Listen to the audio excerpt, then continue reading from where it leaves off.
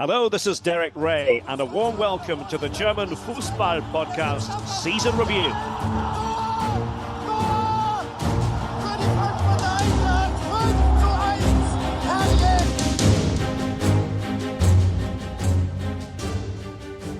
And that was Derek Rae with the fantastic intro. Tops all of our intros, Dad, I'm afraid. But with such an iconic voice, with a season review at hand, with a big summer in Germany at hand, we have the warm pleasure, the great pleasure of welcoming Derek Rae to the podcast.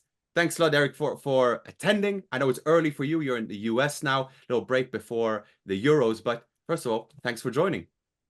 Thanks for having me, Marcus and Jan. We started this process several months ago, didn't we, with our preview of the season. And here we are at the end of what I think has been one of the most memorable Bundesliga seasons since it all began back in the early 1960s. And I must say, Derek, first of all, I will join Marcus and thank you for having you there. And it's been a pleasure to follow you as I'm sitting around doing most Premier League. I ended up this season just doing one game. I did Bayern against Leverkusen. Now, what a game that was, by the way. But so I enjoy the way you communicate the Bundesliga for us. And I must say also for the neutral viewers that maybe don't know us or don't know you as good as we do, but I think that your voice is so iconic in terms of how you communicate the great protocol of the Bundesliga. And we always do jokes when I'm on ESPN with Craig Burley, and he will always say, well, Derek, how will Derek do that? But your perfect pronouncement of every team, every stadium, and every player in Germany, fantastic, a role model for us all, and we're very proud that you run our podcast. That's incredibly kind, Jan. What I try to do quite simply is, and you know this as somebody who played in Germany and still goes to Germany a lot, I try to give the world audience, because we're broadcasting to the world, a little bit of Germany, try to put them in the stadium or in the city or on the walk to the stadium. And yeah, if we can do that, then hopefully we've gone part of the way towards succeeding. And the way the format is set up today is that we will conduct a review of the season. We have a few categories that we'll go through, both teams and players. But before we start there, I just want your overarching kind of summary, I guess, of the season, how you felt this Bundesliga season was, why it might be different from previous, etc. As I said, I think this was one of the best seasons I've ever covered, I've ever seen. And a lot of it has to do with Bayer Leverkusen, of course. And I think we had all said, those of us who cover the Bundesliga, we'd all said for a long time, it's going to take something special to dethrone Bayern. It's going to take a team that barely makes a mistake. It's going to take a team that really has everything going for it. And that's what we got with Leverkusen. And I wouldn't hesitate to say one of the greatest Bundesliga teams of all time, this incarnation of Leverkusen. And you know, they're in the history books now as the first unbeaten team throughout the course of an entire Bundesliga campaign. They came up just one short in terms of matching the all-time points record. So, yeah, Bayern had a bad season by their standards. It wasn't really a terrible season if you look at the points total, if you look at comparing it with last season. You know, some might say, yeah, there were a few defeats towards the end that maybe would have been avoided had Bayern not been sort of throwing everything previously at trying to catch Leverkusen, and of course had Champions League commitments as well for a spell.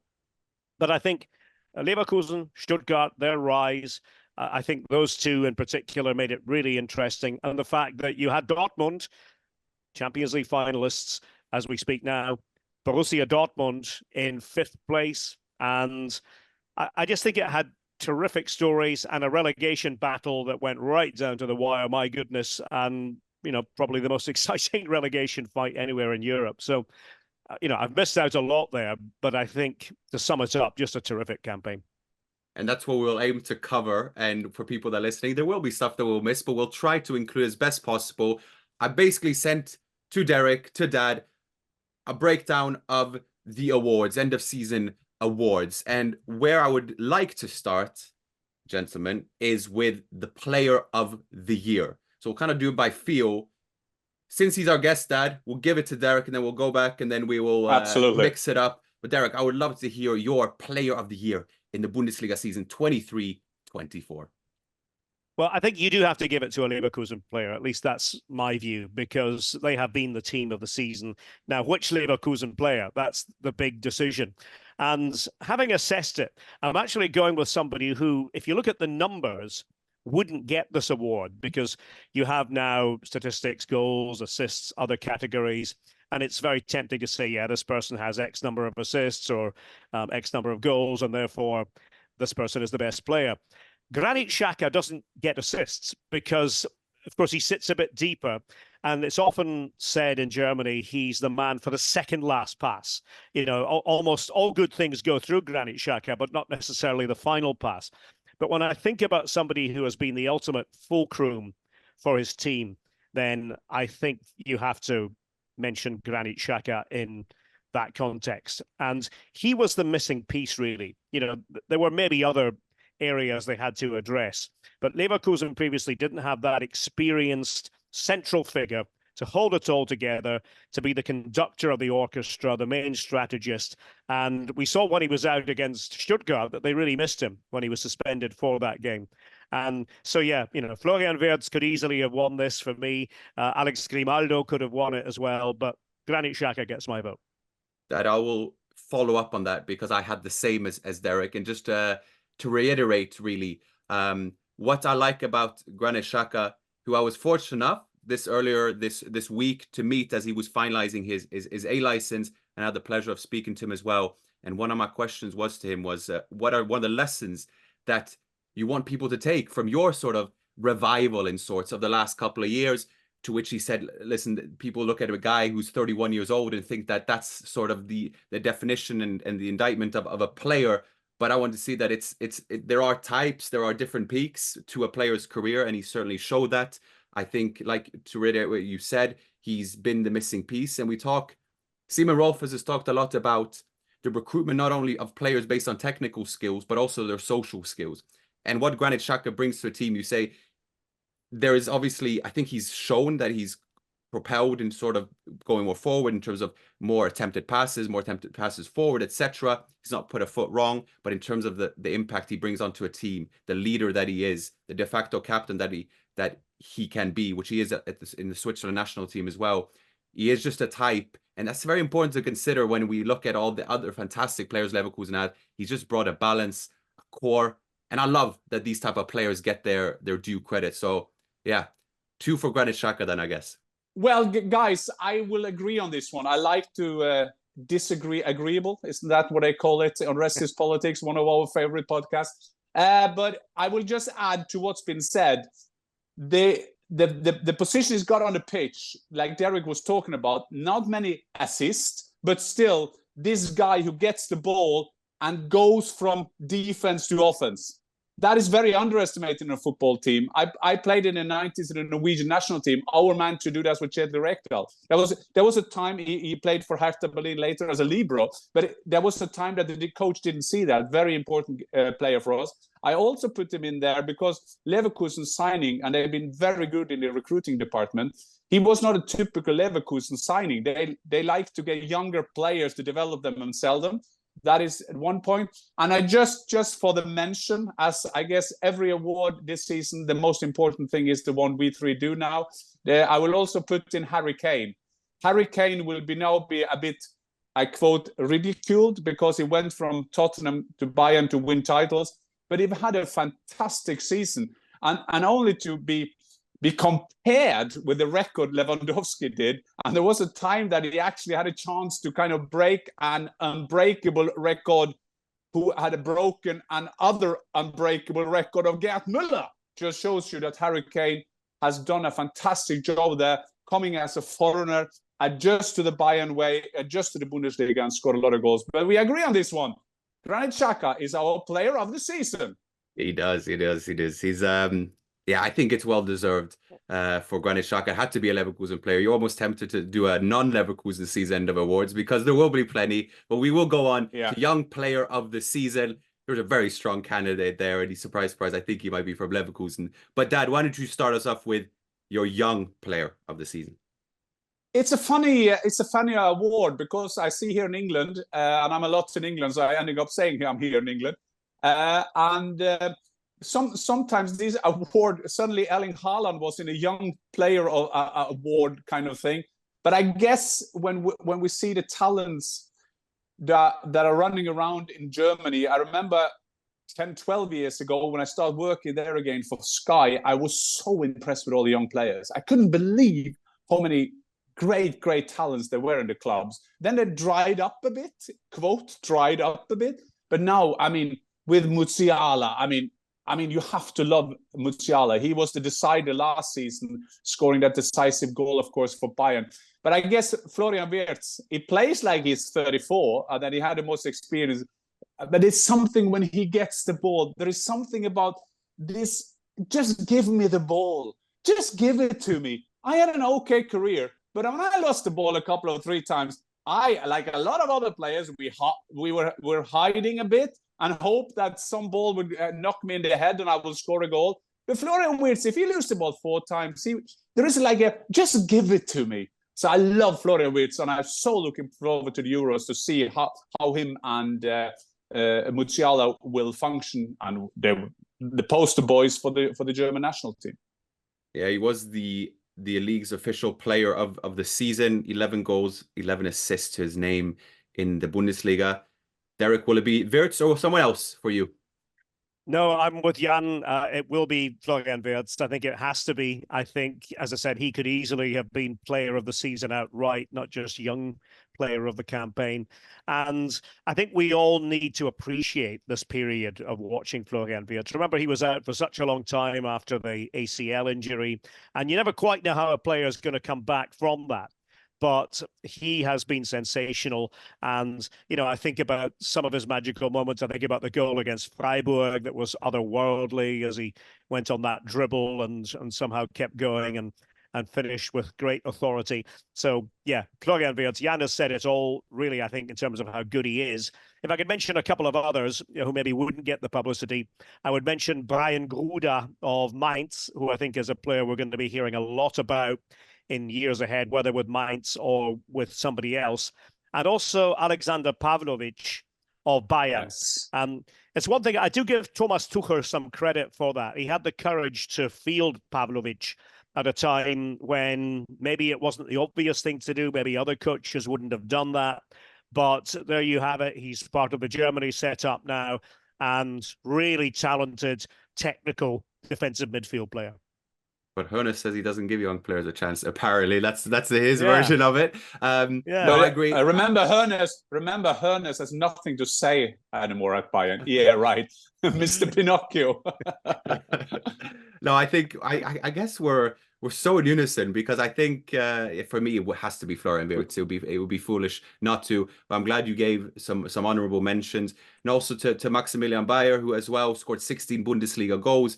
Got rewarded by a selection in the Euro squad as well. Be interesting to see where he goes as well. But yeah, I think Florian Wirtz has to be the age of 21, and maybe for next time, maybe a rookie of the season. But that could have been one of those we mentioned. As we go down the list, though, Marcus, establish a new word when we have Derek here, who is the master of words? I will say that Florian Wirtz got something that I call of courseism. Of courseism, right? Because whatever he does on the pitch is of course. Of course, I want the ball. And if he does something, for us watching it from the stands or watching it on TV, when he does it, you think afterwards, yeah, of course, that was the opener. And he's not the only player doing that. There are things like, I will only mention one, and he's much older and been on a bit criticism. The way Bruno Fernandes made that assist in the FA Cup final, when some people thought he miskicked. I mean, but of course he did what he did, So that's the of course-ism when he gave the assist to Mainu. And I will also say that about Florian Wirtz. We'll leave it out to the audience to see if this will be a widespread adoption of that word. I'm doubtful, but even still, I know what you mean. If we go down the list, we have a breakthrough of the year. Now, it doesn't have to be a younger player. It just needs to be, in the word, a breakthrough player of the season. Derek, would you mind or care to kick us off with your suggestion? Yeah, breakthrough player of the season. I'm sort of slightly torn on this one because I'm not entirely sure who deserves it above all the other players. But I think I'm actually going to give it to one of the young players who I just mentioned in the previous category. And I'm going to give it to Alexander Pavlovic, because it's such a difficult thing for a young player to make that breakthrough at Bayern at a young age. We've heard about it for years, about how if you're a campus player at Bayern, a player who's in the youth system, you really have to be extra special to be playing first team football. A lot of the time you're sent on loan, and then Bayern will make a decision as to whether that loan period works and do you want to have them back. And most of the time, to be honest, those players leave Bayern and, are maybe heard from again at smaller clubs. But Pavlovic has done it at a very young age, initially at 18. And I think he's the breakthrough that, many years from now we'll look back on and say, yeah, that was quite the story when he first made it into the Bayern team, and was sometimes playing ahead of players like Leon Goretzka and Joshua Kimmich, who of course was moved to right back. Ed? Yeah, that is the playing way. I will then just to make it a bit more interesting, I will use another terms of breakthrough. I will say it's a breakthrough of a new Leverkusen, and I will get Leverkusen in there. I'm sorry, but I just know in a review we have to talk about the thing that Leverkusen have done, because now we just say, yeah, they had a great season and they were unlucky losing against Atalanta. They could have gone through all the season. But we just have to understand where Leverkusen come from. Yes, we all heard about Leverkusen. We have heard about this was a club not winning a lot, not winning at all. But the way that Kara, the CEO, Derek, when I'm sitting with Derek, I can't even say a name because I'm just thinking of Derek. I will say it so wrong. But Kara is a Spaniard. He's a Spaniard. But Simon Rolfes, a very nice guy that I knew very well from my time in Germany, and I love to meet him. Love to talk football with Simon Rolfes. The way they have kind of structured the club. And this is quite interesting, and people need to know that, because Red Bull Leipzig, who is not Red Bull Leipzig, is of course RB Leipzig, for those who think that, Hoffenheim or your team that is under criticism. This is a club that is owned by Bayer. So they have still managed to take that structure of the club and made it into one of the most passionate clubs in Germany this season.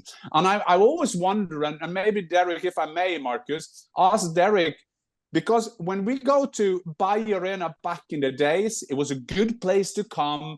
It was an interesting place to come, nice people. You have the Autobahn, you felt going through one of the stands. It still does, but now it's turned into being one of the most passionate stadiums in the world. Of course, it helps winning every game, but still, Derek, I was just wondering, this change of Bayer, this change of Bayer Arena, this change of the Bayer Leverkusen fans.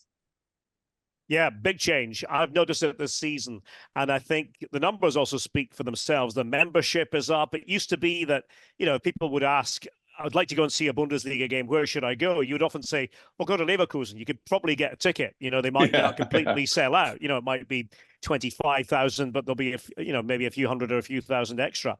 Not so much anymore. And the one thing I do notice as well is in the Nordkurve, which is the loud part of the stadium, the loudest part of the stadium. So if you think about the main camera position, those who watch on TV, off to the left, that's the Kurve, the loudest part of the Bayer Arena. That is now filled with mostly younger fans. If you get camera shots, you'll see that. And I think they have been energized by what's happened this season. I think they've always felt a bit downtrodden, a bit sort of disrespected because of the situation with Bayer. Yeah, they're the factory 11 going all the way back to 1904. But, especially in the area of Germany where I spend most of my time in Köln, they are derided a lot, and I think they enjoyed being the center of attention, and it stunned them as well how good they were. But I think it is a very fair point that if you make that walk from Leverkusen Mitte along a few paths, you've probably done it as well, Jan, very scenic, and then eventually onto the Bismarckstraße and into the Bayer Arena. There's a different feel about it now, and terrific energy. Good suggestion, lad. Leverkusen, your breakthrough team of the season. The Bayer Leverkusen culture that they have managed to do that. I think that, and I also think, and I also will add that it's also what I like to see. And yes, we can talk about money, we can talk about money invested, we can talk about signings, but it's all about culture. What kind of culture do you manage to create in a club? For example, Manchester City. I have not seen many teams who have the same team atmosphere that they have. They stick together. That has nothing to do with money. That is to do with what a culture you manage to create. And I'm so happy for Simon Rolfes coming into that club. Mind you, that he took over some of the positions. In Germany, they love their titles, but Rudi Völler has been there for many, many years, and he is doing a fantastic job for them. He's always still there. You always see Simon, you see Ulf Kirsten, the legendary Torjäger, that is in the stadium. So I love to see that culture, that you see the Werkself that Leverkusen is, that they have this passion. That I love that. So that's my breakthrough. Perfect. I'll just be short then in terms of my breakthrough of the season. I will say it was between two players, two of the same team, two in the same pretty much position. But I go with Serhou Guirassy. Guirassy, that's the pronunciation, Derek. Remind me. Yep, Guirassy. Yeah, Guirassy. Yep, Guirassy. 28 goals in 28 Bundesliga games. It haven't been for a bit of injuries, an AFCON participation. You might think that he could have gone closer to Harry Kane's 36 goals. Breakthrough, I think, is refreshing both for Guirassy and Undav, because they are, well, traditionally put into a later stage of their career. Undav a bit younger than Guirassy, but nonetheless, their breakthrough comes at a later time. And I think, A, it's of great inspiration, but B, it shows that there are different peaks, there's different development stages of a player, and also conditions that are put in place. And we'll get to Sebastian Hoeneß and the conditions he put in place for these players to thrive. But fantastic for the both of them. I'll give it to Guirassy. But Dennis Undav had 28 goal contributions in 32 games.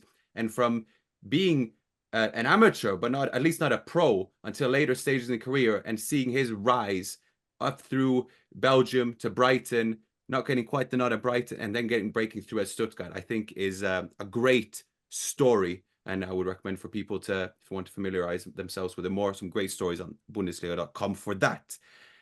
Going down, we have moment of the season. And this could be anything, and it's an open-ended question as such. Feel free, any of you, to get going. I think we'll start with Derek. He will have more alternatives. I need more thinking time.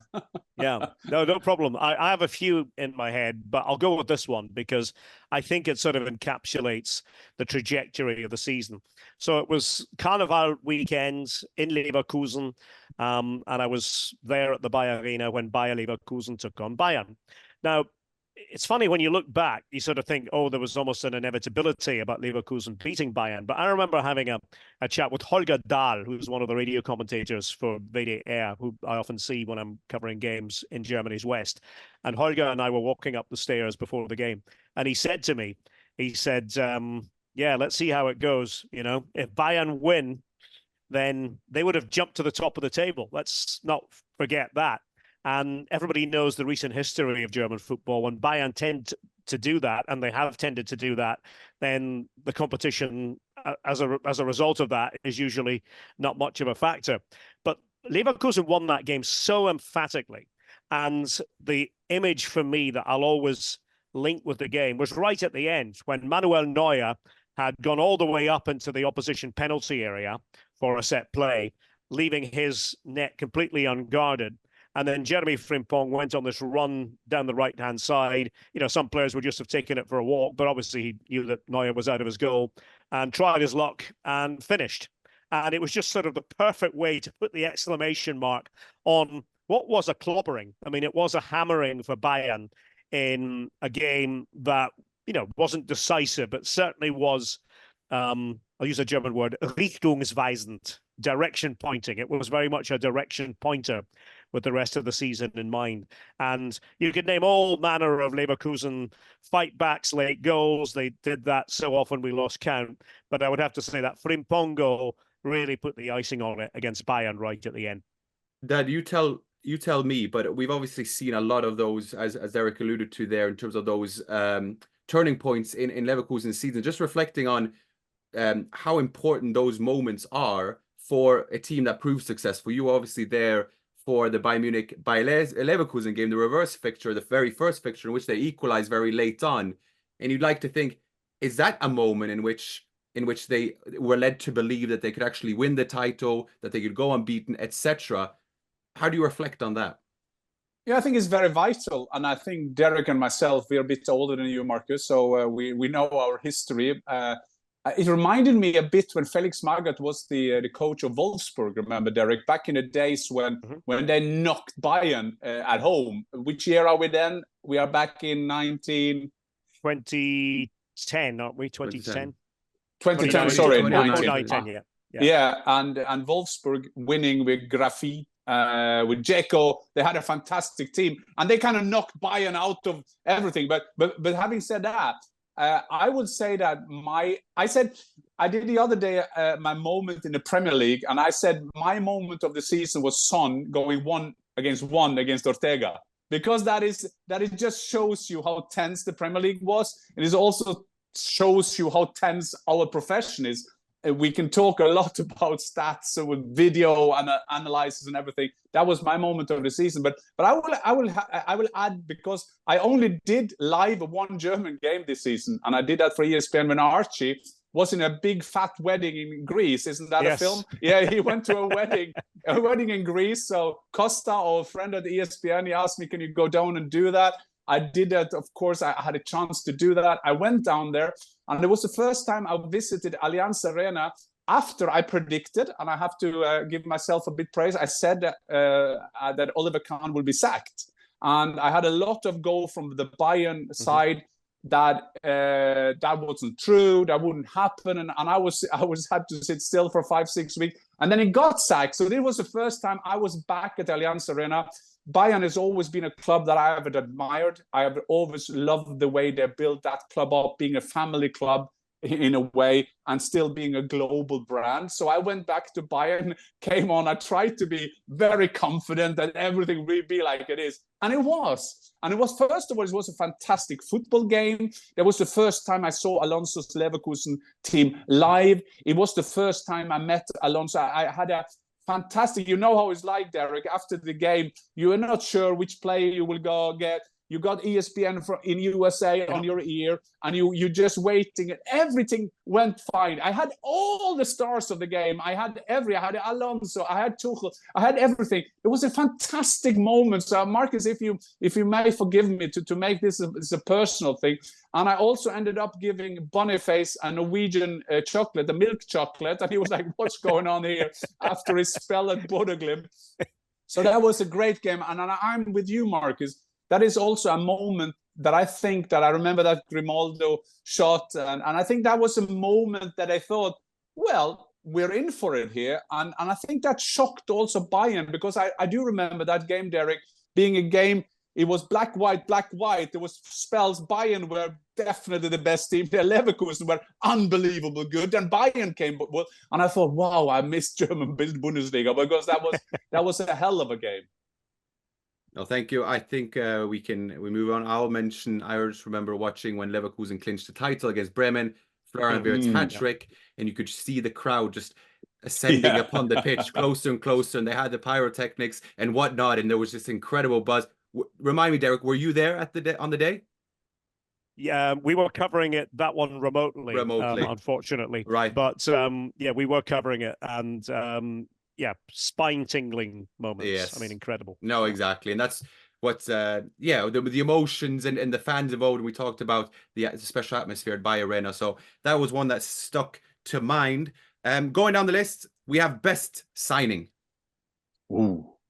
Yeah, I can start on that if you want. Yeah, I can go start. I will start because, again, I'm coming fresh from England, and I had a quarrel with someone because he wanted to say Declan Rice. But I said, if you buy a Rolls Royce and the Rolls Royce will take you from A to B, and you say, wow, this is a great car, but you expect that to be great if you buy 105 million pounds. Declan Rice had a fantastic season in England, but my choice was then Cole Palmer, just for my view. But I think that if we put everything into it, you can say Harry Kane cost a lot of money, have produced. He kind of is the Declan Rice of German football because he has delivered as a world-class player, shown that again.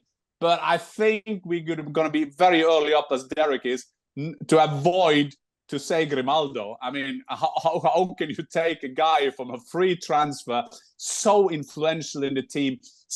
I use sometimes this word is maybe lost the expression what I do mean on a football field, but he got a way of playing that is contagious. When I see him play, he kind of, when he gets the ball, you get the bus, and he's been that this season, and goals, assists, fantastic. So he's my signing of the season. Derek? Yeah, Grimaldo for me as well, because I think, we said earlier that Xhaka was the player of the season. So you would say, well, wouldn't Xhaka be the signing of the season? I think you have to look at the circumstances, and they got Grimaldo on a free transfer. So obviously other clubs weren't quite on that to the extent that Simon Rolfes and Kim Falkenberg and all the other decision makers at Leverkusen were. And he had a good track record at Benfica, but maybe there wasn't anything to suggest he was going to have this sort of impact in the Bundesliga. And 10 goals, 13 assists, number one on the assists front. Devilish free kicks. I know he works on his set plays with Sebastian Parilla from the coaching staff, right-hand man of Xabi Alonso. And so, Alex Grimaldo all the way. Yeah, has to be Grimaldo. I think we also need to remember of all the late comebacks that Leverkusen had, a lot of that was from set pieces as well, of which he was vital. And it's important to remember as much as Leverkusen's game is impressive, there is that set piece element to it, to which he's been vital. And like you said, 10 goals and 13 assists in the league. I guess we can also mention a Boniface, who was at Bodø/Glimt not long ago, tore his ACL at Bodø/Glimt, came from Belgium. It wasn't a matter of fact sense that he would do as well as he did. And Openda, who was one of RB Leipzig's record signings, but nonetheless had an impressive output. But Grimaldo then gets we're very agreeable today. A lot of Leverkusen players, but it's hard not to. And you know what? I'm fine with it, because those who are too clever about it as well, and then you actually lose track of the ones who actually deserve it. And I think Grimaldo, under the conditions, free transfer, what have you. It's also said to Mark about Boniface. I just want to say as well, just shows you a bit about the culture of Leverkusen. Also take the chance. Remember, he had 2 crucial ligaments. Yeah. And maybe, and we'll say that, maybe you have to be Leverkusen to do that. Because Leverkusen or Eintracht Frankfurt or Dortmund, they need to take some chances in the transfer market. I think it's sometimes you can't criticize Bayern for not taking Boniface, because that is not the signing, and you have to find the level where you sign players. But this year Leverkusen has been fantastic in doing so. For example, my Eintracht Frankfurt, when they took Muani, you can't criticize Bayern for not taking Muani, because Muani wouldn't play football at Bayern, but he can do at Eintracht, he can do at Leverkusen. And the way Alonso this season has kind of find a balance, sometimes without the striker, sometimes with Schick, sometimes with Boniface, and so on. That is also a clever way of managing people. We've got 3 more categories to go through, and a bit more negatively loaded, so to speak. But I want your disappointment of the season, team or player, depending on how you see it. Well, I'll be a little bit partisan on this one and say my disappointment of the season, Erster FC Köln. If anybody knows me, they're quite dear to my heart. And I don't think most of us expected too much from Köln this season, but it just went the wrong way. And the biggest disappointment of all was late in the season when they had Darmstadt at home, bottom club, and fell completely flat. And I think after that, it was always going to be a long shot in terms of staying up. So it's the 7th Abstieg, the 7th demotion to the Zweite Bundesliga. And they have had this transfer ban, this signings ban around their neck, and something that they have to deal with and will have to deal with this summer as well. So, as I said, I'm a little bit biased here, but I think the Bundesliga is going to be, as it always is, poorer without one of the great Traditionsvereine, Erster FC Köln. Could you provide us a little context as to what the I guess what Köln means for the city, the stadium atmosphere. It's obviously 30,000 plus at each game. It means a lot to a lot of people. It's a traditional club, like you said. Can you just explain what Köln means in German football history? Köln is a city for dreamers. Köln is a city for people who, even though the odds are stacked against the local football club, that there's some sort of inner belief that something magical is going to happen. And then when reality sets in, it's sort of, well, I guess I knew all the time that it was going to happen. But, there's a song which is played a lot at Carnival time, and there's a strong dialect used in the city of Köln and the surrounding area. But the song basically is Du bist ein Gefühl, which is very Kush dialect. Du bist ein Gefühl, you are a feeling. And that is what Köln is to the people there, to the community. They sell out every game, no matter how well or badly they're playing. And that'll be the case in the second division as well. And they could sell out some of these games twice over. That's the reality of it. And of course, Leverkusen are just up the road. And they have struggled in comparison with Köln and still do. If you pick up the local paper, the Stadt Anzeiger on a Monday or Tuesday, you will still see more stories devoted to Köln than you do to Leverkusen. So it's a loss, and it might take a while to come back because it's looking as though the Zweite Bundesliga next season is going to be even stronger than it has been this term. And just ask Hamburg about how difficult it is to get out of that division. But Köln are one of the great clubs, the original champions when the Bundesliga started, and a public that just absolutely lives for the club. So, yeah, biased but sad still. Understandable. Yeah, and I will say that it's a very good point about the Zweite Liga. You see Schalke 04 is there, Hamburger Sportverein is there, Köln will now be there. Fortuna Düsseldorf also a big club that has been over the years done absolutely. So I got an ambivalent relation to that, Marcus. Marcus is always checking my English, but I think that the thing is that I got a great respect for the new clubs, quote new clubs coming up, because that just shows you it's not enough to build your management on memories. You can't even take your fans or your feeling, and I think Derek described that brilliantly with Köln. You can't take that for granted. And well, St. Pauli is coming up, fantastic cult club, and they have this aura around them. And then Holstein Kiel, can you imagine? I don't people can put themselves in a position that HSV is not going up. And Holstein Kiel, Marcus, we said that before, that is where the boat goes from Oslo to Kiel. That was people going to get pissed, let's be honest, some of them, just going to Kiel to get abroad. And Holstein Kiel, but I don't say that in disrespect, because I say that in a great, great respect to Kiel. I say it in respect to Augsburg, to Heidenheim, to Darmstadt, who went up and now going down again. So yeah, it would be a loss that Köln has gone down. But then again, it just shows you we are in a performance culture, and we talked about the structures of and I start with German now, of Leverkusen, and now we see at Köln, and they have to learn from this. Look at what Schalke and HSV. They have a couple of things in common. They are staying in the Zweite Bundesliga. But look at Hamburger Sportverein in the last 5-6 years. They have had the same with Jonas Bolt. I like him. I rate him personally. But they haven't managed to get a manager who is that guy that will kind of be HSV-ish. And they still have the structure there. So, but a disappointment, I will be quick on that, Marcus. I have to go to Bayern. Yes, they had the total points, not bad. But the end of the season they didn't win it last season. They were giving by Dortmund at the end of the season. So when you see some of the performance in that team, and the funny thing is that they did okay in the Champions League, of course, losing in the semi-finals. But you see an Upamecano, you see a Joshua Kimmich, you see a lot of the players not getting better. A Davis. There is a lot of players who hasn't developed. And I think that for me, growing up with the first football games I saw was with Maya, Beckenbauer, Müller, Hoeneß, and then into the Rummeniges of this world. And then I had a pleasure 3 years to play in Germany against fantastic teams with Lothar Matthäus, with Giovanni Elber, and so on. So it's a very disappointment to see the standard at Bayern right at the moment. So I will give it to the development of some star players of Bayern.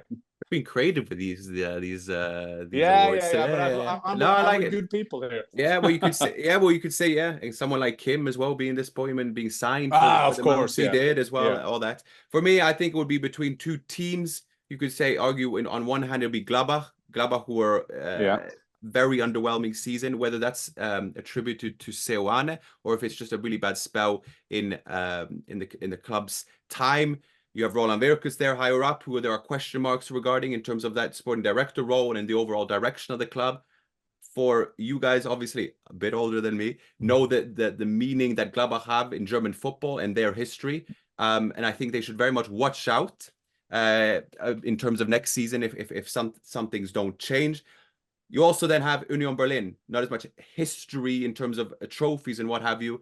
I really had belief in Union Berlin going into the season. I think it's a classic case of being a smaller club and trying to expand, and they got in a lot of big signings. You're hoping they would kick on, and it seems like it just became a bit too much for them with the Champions League and the expectations that followed. Sad to see Urs Fischer, who was so integral to the club, replaced him with a Bielica who did not convince at all, and then stayed up at the very last day of the season. What a drama it was. So I would give it actually to Union Berlin. I don't expect them to see them in Champions League, but to have such an underwhelming season as they did, I did not see coming. So that will be my disappointment of the season. Unless someone has anything to add, I'll go to the surprise of the season. We'll start with Derek again. He's the guest here. I need. He is the expert here. So surprise of the season for me, no doubt on this category, Heidenheim. Yeah. And when they won promotion, I think most reckons, with a squad that effectively is, well, not even effectively, that is all German speaking by design because they try to simplify matters. They don't have a huge scouting network. They scout locally and sometimes in Austria. That's about it, and I thought their ambitions are going to dictate that they and Darmstadt will have a very difficult time staying in the Bundesliga. But lo and behold, we have Heidenheim in Europe next season. And I actually think it's one of these interesting things. When I talk to colleagues at the Bundesliga, there's a feeling, and Jan sort of touched on this earlier, that yes, we miss the great Traditionsvereine. We miss Schalke, we miss Hertha, we miss Köln, we miss Hamburg in the top flight. But internationally, a story like Heidenheim can actually sometimes be a better story to tell, because Heidenheim are simply a local club representing a pretty small community, a very small community, really in that part of southern Germany. And they've done it with a coach who has been there longer than anyone in the professional German ranks, in Frank Schmidt, going all the way back to 2007 and played for the club prior to that. They are a homespun club, but they have been absolutely brilliant. And I've loved covering their home games, especially. The fans are right into it. The stadium is on top of a mountain, the second highest professional stadium in Germany. And what I like about them is that, and we could have added a couple of these players in our breakthrough of the season category. They have players like Jan-Niklas Beste, Tim Kleindienst, players who are not youngsters anymore, but maybe didn't quite make the grade elsewhere. But they are perfect fits for who Heidenheim are. And I think that sums it up. Heidenheim know who they are. It's no great mystery. Now, they'll be in Europe, and the interesting sort of parallel to draw between them and Union is this. Will Heidenheim change who they are because they're in Europe? I don't think they will. I think they know they can't. And I think they may even say to themselves, okay, we can't risk, a complete sort of fallout in the Bundesliga just to do well in Europe. So it will be a challenge for them, but they've been a breath of fresh air, and more power to Frank Schmidt and his players. Yeah, a big compliment to Frank Schmidt. I was just wondering, this was a good quiz stat. If Heidenheim is the second highest, does Betzenberg, Kaiserslautern the highest? No? I believe, and it's a good question because I see this referred to all the time. I think it might be Aue. I think it might be Aue in Eastern Germany. I think, but the Betzenberg would be up there as well. Yeah. We're starting about mountains now with our stadium. I love that with Heidenheim, and it reminds me a bit of Atalanta, what Gasperini has done at Atalanta, taking a lot of experienced player, especially from England, really, to turn it into a great team. I think that is a testament to a great coach. So Heidenheim will be up there, Marcus. Will you start second, Marcus? Heidenheim, I think will be mine. I mean, they took points off Dortmund twice. They beat Bayern at home. I mean, you could say that's a moment of the season as well. And you know, being Bayern leading and turning it around the way they did. And actually, they didn't end up getting that many home wins for the rest of the second half of the season as well. I think the next one was Köln on the last day of the season, if I'm not mistaken. But that turnaround, incredible. I think we're increasingly attracted to those underdog stories. Everyone loves an underdog story, but the nature in which they did it. And during the season, Frank Schmidt became then the longest serving coach in German football as well. So many fantastic narratives. And then you could say on the flip side, on the other side of the table-ish, you'd have obviously a Stuttgart, who could also be a surprise. Don't take mine. Don't take mine. No. As a host, I was saying that to open up for you, but now you kind of revealed. No, because I yes, you because my go-to now story is that yes, we can talk about Heidenheim. But now we're going into the summer, we have some rest, and then the first thing we will start again is the prediction for the next season, 24-25. And I swear to God, if we were doing this last summer and we said, listen, talk us through the 6 best teams in Germany, who will be the top 6? There will be different experts, different pundits, and I'm not sure all would mention Stuttgart. They would say Stuttgart could have a good season, but they could be, I would have probably said, I can't remember what I said last weekend, so I can't remember what I said 1 year ago, but I would probably say Stuttgart will be with Eintracht from like 6 to 8 or 5 to 8 Europa League kind of thing. Okay, but then we end up saying that, okay, now I will give you a clue. Stuttgart will be among the top 6, and then we'll say they will be second in the league and Bayern won't win. And then you will start thinking, so who will win then? You will say Dortmund, you will say Leipzig. Now, Leipzig have sold a lot of players. So there was a lot of surprises in how the table ended this season. But I must say, the surprise for me of this season is Stuttgart. You added you said, Marcus, about to the great strikers up there. But the way Sebastian Hoeneß has done this is fantastic. And for those, Stuttgart is not a place. This is not Heidenheim. This is not a small place. Stuttgart is a place where you get to and drive Mercedes. This is Daimler-Benz. This is Germany. This is a place where they have a culture of performance. But unfortunately, they haven't performed a lot on football the last years. And for me, the surprise of the season got to be Stuttgart being second in the league. And I would just add to it, and not after Bayern. That's my surprise story of the season. And that brings us into the last one, and that is the manager of the season. All good candidates. I think I think there are 2 that stick out there, and then we obviously got I think the audience could suspect which 2. But Derek, let's start with you. The way we started it, with you going first for your manager of the season.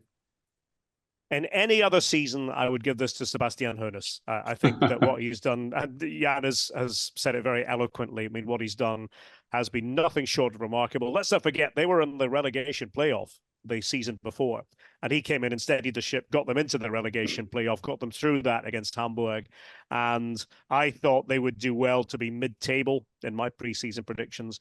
But he has not only had success in terms of results, the style of play is a joy to watch. They're really good to watch. And very significantly, a team that gave Leverkusen problems whenever they played them this season in the league and in the Pokal. So the big challenge will be hanging on to the players, but, you can take nothing away from Sebastian Hoeneß, who has done his own personal cause a power of good. And I think we'll be hearing a lot about him, whether it's Stuttgart or somewhere else, in the years ahead. He's certainly committed to Stuttgart for now. But the winner, Xabi Alonso, how could it be anyone else? I just think, again, somebody who took over Leverkusen when they were in 17th and got them up into a European position. And I think it will go down as one of the great stories by a fairly new coach, somebody who was able, in a short space of time, to put his own stamp on a team, and that very calm passing style, allied to a fierce determination to win the ball back and to never say die, and as evidenced by all the goals they scored late in matches. And just also his demeanor, I think, is something we need to highlight. Very, very much the same every game, same kind of presence that he had, knew what he was doing at press conferences, answering questions. And, German is his third language as well, but really does his best in Germany. He has a very good press officer in Valeska Homburg who sits next to him and is always there to add the correct German word if needed. But he's brilliant at all of that. And so, yeah, Xabi Alonso, number one. Has to be Xabi Alonso, doesn't it? Yeah, how can I disagree? And I think Derek makes a very good point that sometimes, we do all the time, we forget how inexperienced this coach is. I mean, this is his first full season as a senior coach. It's like unbelievable how he's done this season. And I will just put what he's done so great. First of all, how he's rotated his team, unbelievable. I mean, and it seems that it always succeeded. Yes, the Atalanta game in the final, that was the only game that you felt that he was overcoached this time by Gasperini, who is an old fox in the game. But still, I would just add one thing. He will also get my Man Crush Award. I mean, if you look for the good-looking, good-behaving, great guy in interviews kind of award, you will give it to Xabi Alonso. He's always the same. Of course, he got a passion, he's the anger, the everything. But the way he kind of treats himself after the game, the way when they celebrate wins, and I love the way they celebrate. This celebration police, like some of our colleagues, I don't like that at all. Xabi Alonso has been fantastic this season, how he's managed to kind of get players better. For me, the definition of a coach, who is the best coach, who makes how many players better in the team. So Pep Guardiola, he's still got the best players, but he makes them even better. And that is a definition. He does. And Andrich, we haven't even talked about Andrich. I mean, what a player in midfield for Leverkusen he has had. So Alonso has been everything he has done. And he's also a mirror over the person he was on the pitch, and also as an interview. And I've interviewed now 3-4 times. He's fantastic doing interviews, and I will end with making a mention, because when I think of Alonso now this season, I also think of our colleague Archie with his funny jacket doing the interviews. That is turned into something great, and I acknowledge that. I kind of compliment that, because I know in our profession how hard that is, first of all, to do the same interviews, have the credibility. So I will make a special award for Archie, the way what he's done for ESPN pitch side in the Bundesliga. So I will put them at Alonso's, but also how he's handled Tuchel. Because Tuchel have had a difficult season, but still he's managed to get a lot out of him. So that was my special award at the end, Marcus. I had can I jump in on that? Just because obviously Archie is a very close colleague, as Jan is. Archie and I talk pretty much every week, before games, after games, compare notes. And there is nobody who works harder in the Bundesliga, working on every game, every match day. And what I like is, and Jan hinted at this, he's got his own personality and he makes that work with the interviews. And I think the coaches see that, the players see that, and they like it. It's not just a bland vanilla interview. He's done his research, he's done his homework, and he's put his personality onto it. And yeah, we're very lucky to have him at ESPN. No, I could not agree more. I put as a little special asterisk here, special recognition award. But then I'm glad you guys were already in tune and were able to incorporate Archie into that. And manager of the season remains Xabi Alonso. Special recognition for Archie. Anyone else when we get towards the end here that we would like to give a recognition to that we haven't mentioned that deserves his or her praise? Yeah, I'll highlight Christian Streich, because we're saying goodbye to him after all these years as coach of Freiburg, and we're going to miss him. We're going to miss his voice. We're going to miss his conscience, I think would be a fair way to say it. He's not afraid to speak up on issues that maybe other football coaches wouldn't speak up on. And I thought I was at the press conference in Köln just towards the end of the season there, one of his last games and his last trip to Köln. And just what he said was pure, emotional Streich, but class, and he basically said, my last time here in Köln, he goes, I love being here. I love the people here because the people here are simply special. And, there was almost a little tear in his eye and a genuine tear in his eye as well. And it's not going to be the same covering Freiburg without Christian Streich next season.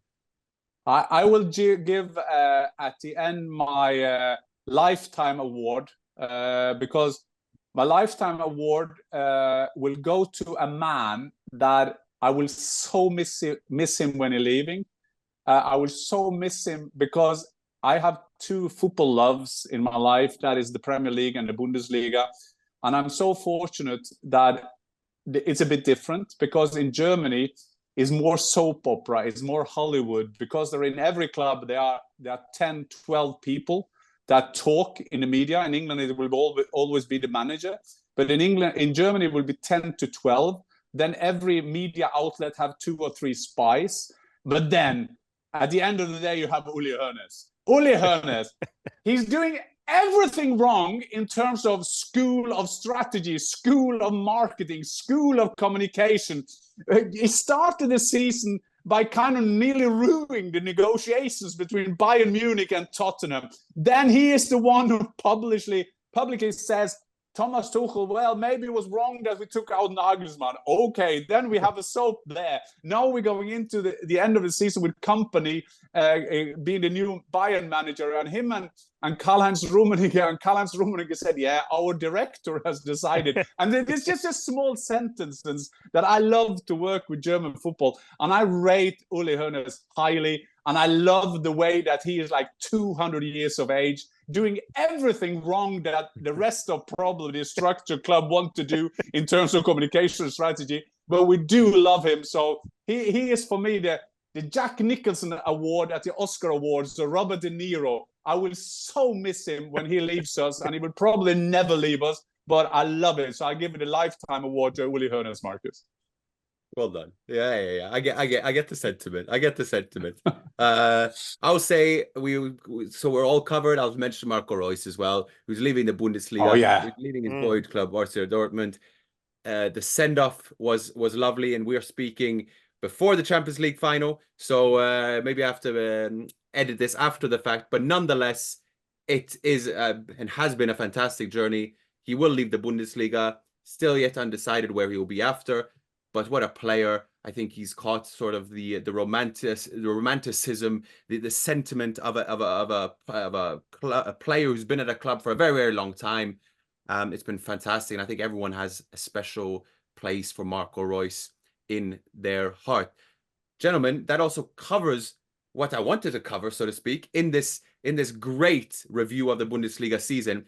I did send to Derek. I don't know if you've got it in mind, but I sent him a rather special challenge. I said, "What are the top 5 names in the Bundesliga you like to pronounce the most?"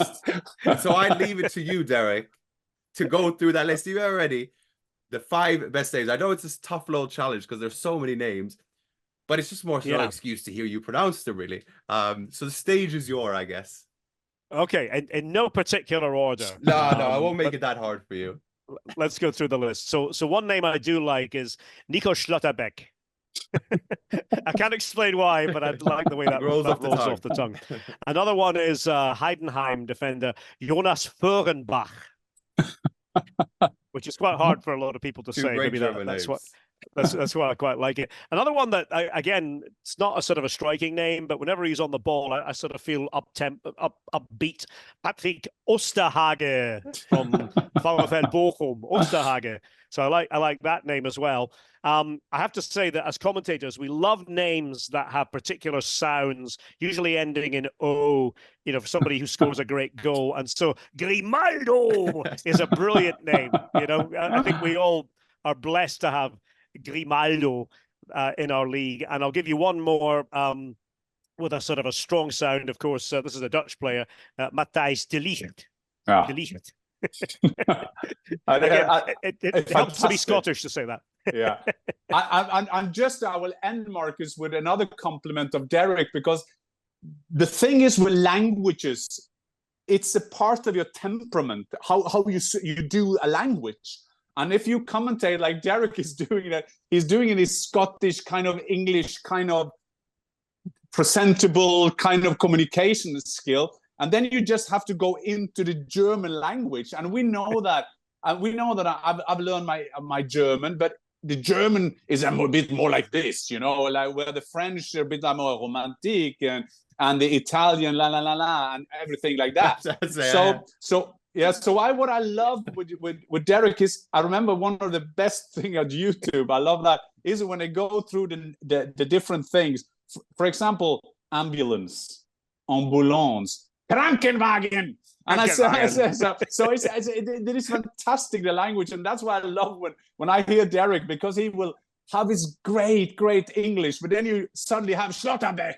So you have to change personality during a game somehow. And I think that is what makes it so good to listen to you, Derek, because in German language, I mean, there is so many cliches about the German language, but I will say to everybody, it's true. I mean, that is the way Germans are. And I mean, if you ask a girl, if you say I love you, and in every amor, and then ich liebe dich. I mean, it's not maybe the first thing that you will think of. So fantastic, Derek, and we so enjoy you. No, but that's, as I said before, immensely kind. I think we all have a love of German football, and if we can do our bit to share that love and to get other people to appreciate it, and I think language is all part of that. And yeah, it's a very guttural language, but once you get to know it, it's a beautiful language as well. It is. A little linguistic analysis just to top it all off.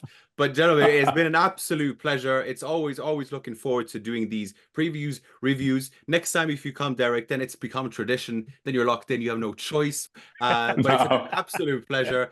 Always great to get such insights. It's been fantastic to follow you throughout this season. We ended up watching the Düsseldorf Bochum game together, Dad, with Derek on and all that. So, the Leverkusen game, I guess it was, that we followed him. Yeah. We were able to watch that together. And it's been such a delight. Just to reiterate what Dad said, and hopefully we can do this again. Look forward to hearing you during the Euros as well. It's a busy summer for you both, as you both will be involved in Germany nonetheless, which will be fantastic to follow. So all I guess I can say is thank you. Thank you. And I will say goodbye, au revoir, auf Wiedersehen. Bis zum nächsten Mal. Ciao, Jungs.